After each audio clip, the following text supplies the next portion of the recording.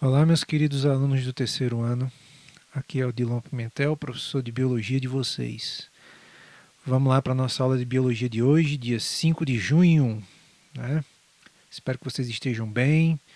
Vamos lá, sei que está difícil essa quarentena, mas não é porque a gente está em casa que a gente vai ficar de bobeira, né? Vamos estudar. Vamos estudar, porque conhecimento é poder. Vamos lá. Na última aula que eu coloquei, antes desse recesso que teve de 15 dias, eu acho que eu coloquei um vídeo um pouco longo e coloquei coisas demais. Eu confesso que não ficou bom. O que é que eu vou fazer agora? Vou começar do começo. Eu vou esquecer que fiz aquele vídeo, vou esquecer que cobrei aquilo, certo? E vamos começar tudo de novo agora aos poucos, fazer pedacinho por pedacinho, certo? O assunto que a gente vai estudar é genética, certo? Então vamos começar um pedacinho hoje, um pedacinho semana que vem, devagarinho, né? A genética é a área da biologia. Vou pegar aqui o laser point, né? Vou pegar um laser aqui. A genética é a área da biologia que estuda os genes, certo? Lembrando que dentro das nossas células, lá no núcleo, nós temos as moléculas de DNA, né? Esse DNA, ele geralmente ele não se encontra assim soltinho, não. Ele se encontra todo enroladinho, todo condensado, adensado. Ele é chamado de cromossomo quando ele se encontra nesse estado, né? Na verdade, ele se enrola numa proteínazinha chamada histona, vai se enrolando todo e forma o cromossomo. Então, o que é o cromossomo? É uma molécula de DNA enrolado. E gene, professor? Gene é um pedacinho do DNA responsável por uma característica genética, certo? Na pessoa. Então a pessoa tem características e essas características são determinadas pelos genes. Espera aí que meu celular está apitando aqui, meu Deus. Está apitando, apitando. Então, gene é um pedacinho do DNA responsável por uma característica. A cor do meu olho é um pedacinho do DNA, um gene, certo? Depois a gente vai estudar mais sobre os genes. Então, os mecanismos de transmissão, então a genética estuda os mecanismos de transmissão das características hereditárias. Vamos lá, vamos voltar. Mecanismos de transmissão das características hereditárias.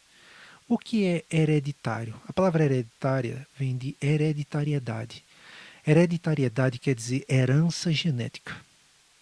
Todo mundo herdou heranças genéticas do pai e da mãe. Todo mundo tem uma herança genética. Todo mundo carrega o DNA do pai e o DNA da mãe.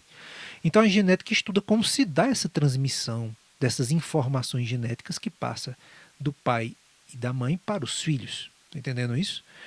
Então, que passa de pais para os filhos ao longo das gerações. E inclui a área de manipulação dos genes. A genética também estuda, porque, gente, a ciência evoluiu tanto,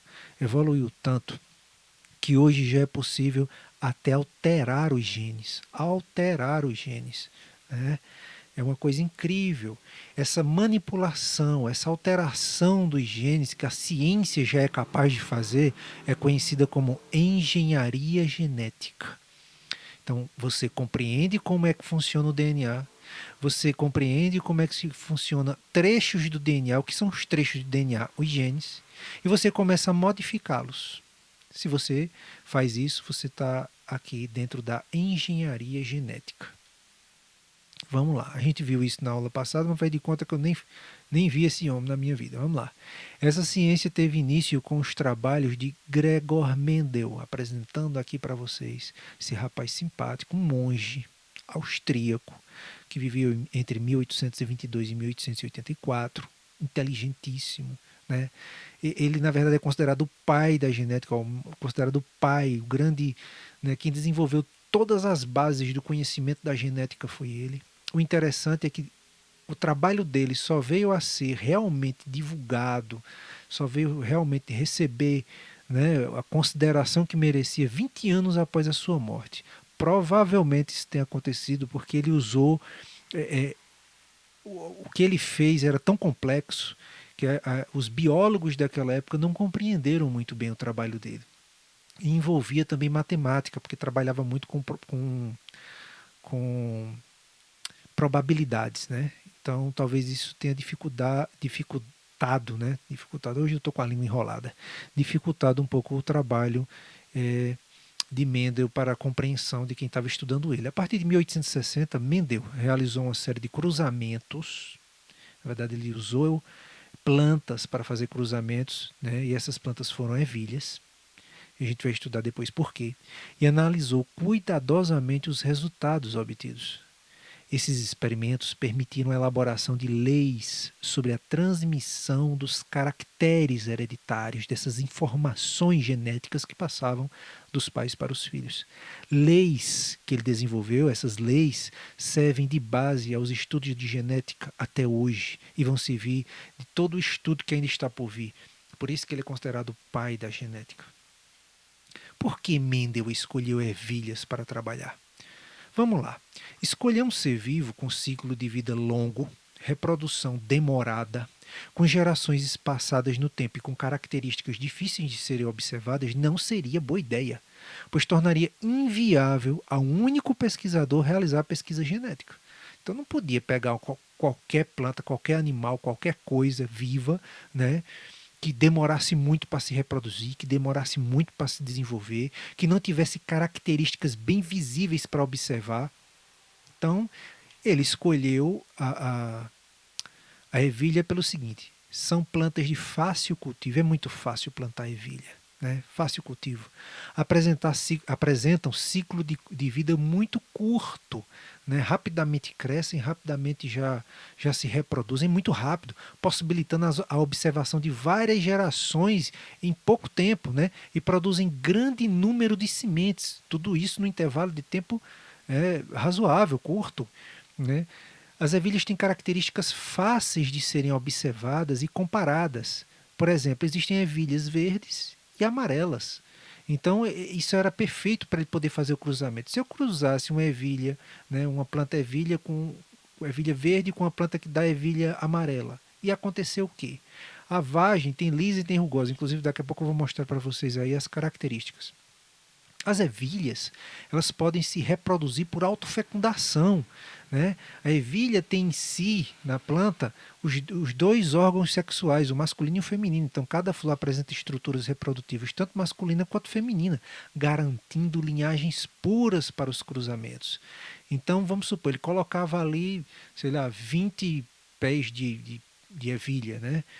Se ele queria só semente da cor verde e aparecesse alguma amarela, ele já tirava dali, porque ele deixava todo mundo se autofecundando ali, se autofecundando, aquele monte de planta, até ficar só a semente da cor que ele queria. Pura, tinha que ser puro, né? Isso facilitava. Vamos ver agora essas características que a ervilha tem, que são observáveis, que no olho ali eu estou observando, né? Então, o trabalho de Mendel é a primeira lei. Mendel selecionou 7 caracteres da planta de ervilha, que o nome científico é Pisum sativum, e trabalhou com eles. Eles estão representados na tabela seguinte. Veja só. Existe a semente, né? A semente da ervilha, que é a forma lisa, ela é lisinha, e tem aqui a rugosa, parece que tem umas rugas. Então, tem esses dois tipos de semente da mesma espécie. Então, uma planta Pisum sativum, né? Uma planta de ervilha pode dar uma semente lisa, mas pode dar uma semente rugosa, né? Ele queria estudar por quê. Porque às vezes nasce uma lisa, porque nasce uma rugosa. E se eu cruzar, né, as duas, fizer um cruzamento, vai nascer qual? Lisa ou rugosa? Né? Veja só, a cor da semente, amarela ou verde. Tem sementes de ervilha que são amarelas, tem semente de ervilha que é verde. Né? A cor do tegumento, da casca que envolve a semente, tem cinza e tem branca. Né? A cor da flor tem púrpura e tem branca. Né? A posição da flor tem axilar, ou axial também chamado, que você observa que a flor aqui ela está meio no meio do caule, né? Não está na extremidade do caule igual está aqui. Ó. Aqui é terminal porque está na parte terminal do caule, ó, lá no finalzinho. Então, axilar ou axial e aqui terminal. A forma da vagem, né? Então tem o liso, né, estofado, e tem o ondulado achatado. Olha só, ele é liso ou então com essas ondulações. E tem a cor da vagem, que pode ser verde ou pode ser amarela. Veja só quantas características observáveis ele encontrou, muitas, e isso facilitou muito o trabalho dele. Tem a altura do caule também, tem plantas de ervilha que tem um caule alto, mas tem plantas que tem um caule baixo, tudo isso da mesma espécie, né? Vamos entender uma coisa aqui sobre os cromossomos humanos. Na verdade, todos os seres vivos têm cromossomos, né? Tem moléculas, né, de DNA, tem DNA. A espécie humana tem nas células somáticas, o que são as células somáticas? Células não reprodutivas. Veja só, um ser humano tem trilhões de células, trilhões. Dentro de cada uma das células existem 46 fitas de DNA. 46 fitas. Todas elas enroladinhas. E elas se formam aos pares. Se eu tenho 46 fitas de DNA, eu vou ter 23 pares, certo? Com exceção apenas dos gametas. No caso dos meninos, não é? O espermatozoide ele não vai ter 46 fitas de DNA, 46 cromossomos, tem 23, só tem a metade. No caso das meninas, nos óvulos, também só vai ter 23 cromossomos. Então veja só, quando eu falo células somáticas, estou me referindo àquelas células que têm as 46 fitas de DNA, têm os 46 cromossomos, ou seja, os 23 pares de cromossomos, né? Quando eu falo os gametos, células sexuais, aí só eles têm a metade, ok? As células somáticas são todas as células que fazem parte da estrutura do corpo, desempenhando diversas funções. E as células sexuais têm como função a reprodução, certo? E elas só têm a metade. A transmissão das informações hereditárias. Os cromossomos carregam as informações genéticas. Claro, eles são o DNA, né? Eles são o DNA enrolado, responsáveis pela transmissão de inúmeras características, muitas, como a cor da pele, do cabelo, além da determinação do sexo. É por isso que os filhos têm características semelhantes aos pais, por isso que os filhos se parecem com os pais. Eles recebem na fecundação cromossomos de ambos. Eu não disse a vocês que o espermatozoide carrega 23 cromossomos e o óvulo carrega 23? Quando o espermatozoide entra dentro do óvulo, fecunda o óvulo, esses 23 do espermatozoide mais 23 do óvulo vão formar 46. E aí aquela célula ovo, aquele vai começar a se reproduzir e formando as demais células somáticas e ali vai formar um novo ser humano, né? Então, olha só, lembrando, os outros seres vivos têm quantidades de cromossomos diferentes, viu? Seres humanos têm 46. As células somáticas humanas contêm 46 cromossomos, certo?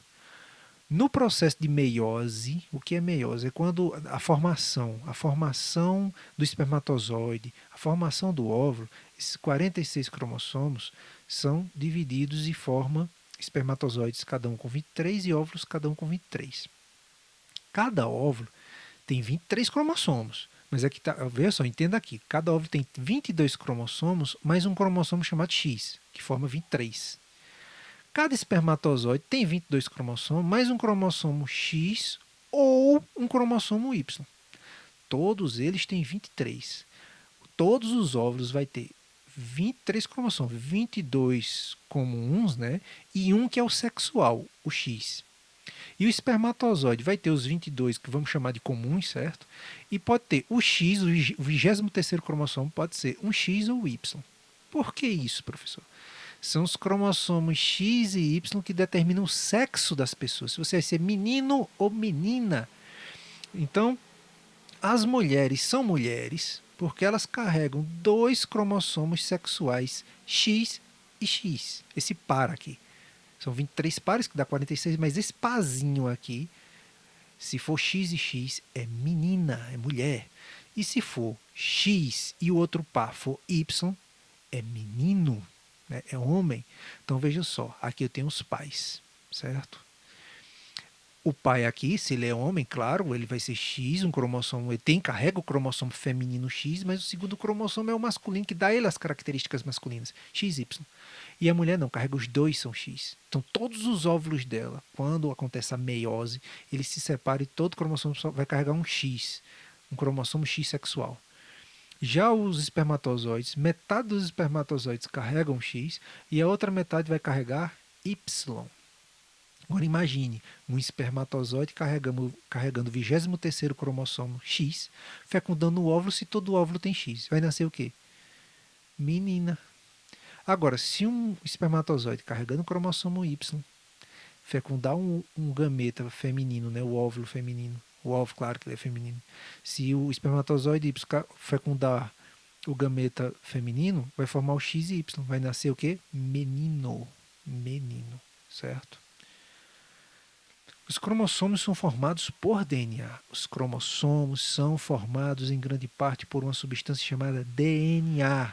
A sigla DNA quer dizer ácido desoxirribonucleico.